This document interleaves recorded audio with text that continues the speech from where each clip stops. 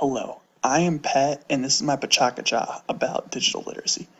Digital literacy is the ability to keep up with the latest digital trends and being efficient in said digital technology.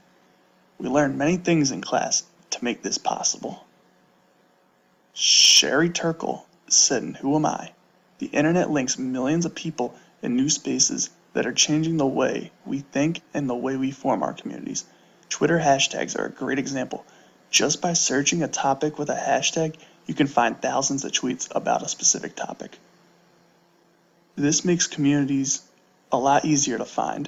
If I search hashtag MUT into Twitter, I am suddenly surrounded by a bunch of people tweeting about Madden Ultimate Team. This allows everyone to be seen and heard by their communities just with the typing of a hashtag. What these hashtags are doing is allowing people all over the globe to be brought closer together. The internet is linking people from all over the country to their respective communities. It doesn't matter where you're from on the internet. All that matters is that you share a common interest. It takes location completely out of the equation. Which takes me to my next point by Reingold, which is online participation. If you know how to do it, it can translate into real power. There's a reason the World Wide Web is on the internet. It's because it is bringing the world closer together. The only way you can make these communities happen is by participation. In order to successfully have a community, people need to participate. We're living in a time where people are becoming famous in their respective communities strictly due to the fact that they participate. Anyone can participate, but those who know how to do it right can truly find success. Blogs, Twitter, message boards are allowing everyone to have a voice. If you have an opinion on something, you can use any one of these given platforms to discuss with people all over the country how they feel about those topics. The internet gives you a place to speak to a much larger audience than we could ever have imagined. Participating is about finding your niche. For example, hashtag MUT community, there is a site called muthead.com, which is a database that contains every player in the Ultimate Team game, their stats, and how many coins they are going for on that respective day.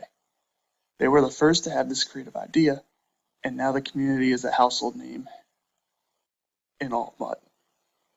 If you want to have success in your community, it isn't always about doing what's easiest or what's common. You have to do something unique. You have to do something different. It is ultimately about finding something in your community that is intriguing, but shedding a new light on it. As Kirby Ferguson said, everything is a remix.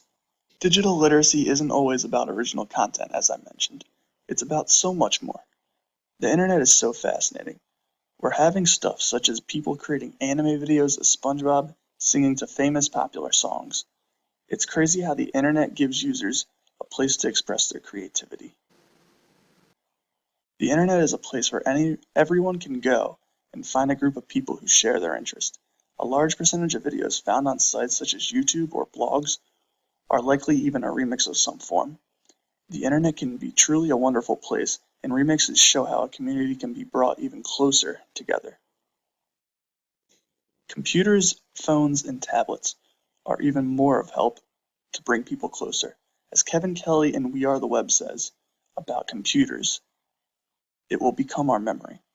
If you want to remember stuff, we have technology that can help us do that. Take our phones, for example. If we're lucky, we have 3 phone numbers possibly memorized.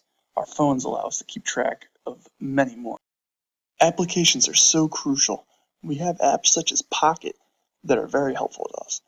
Pocket allows us to store articles that for whatever reason we don't have the time to read at the moment, so that you can eventually have time to go back to and check out.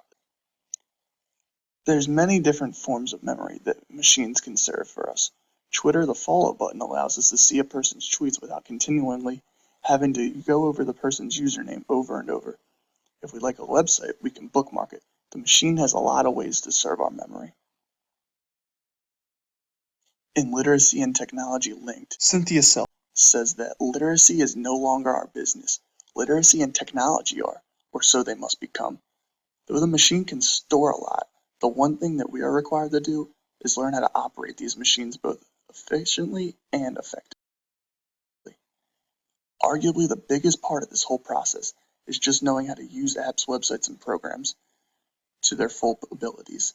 If you know how to do this, then the pieces will fall into place. If you don't, then you should learn how to, because the world's only becoming more digital. What it comes down to is staying up to date with content and technology. If you want to be digitally successful, you have to be willing to put in the time. If you learn what these machines are truly capable of, it can make your life a lot easier. Technology is meant to simplify things, but that can only happen if we put in the time to learn more about these machines and what they can do to help us. Technology serves many functions, but arguably its most important is that it helps bring people closer together, and will continue to do so.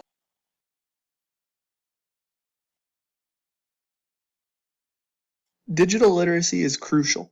We live in a time that 20 years ago, many never could have dreamed of from a technology standpoint. Imagine our world 20 years from now. We think it is digital today, but the world is only trending more and more in that direction. Thank you all for listening. I hope this was insightful and showed what I have gotten out of this course. I really enjoyed my time here in CTPF15. I learned that digital literacy can be obtained if we are willing to allow the machines to help teach us. What digital literacy ultimately does is make life easier, so why not learn how to become more digitally literate?